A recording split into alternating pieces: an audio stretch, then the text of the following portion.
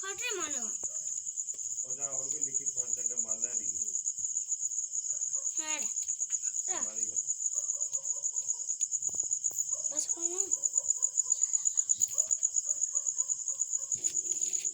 तो चूफने ला बस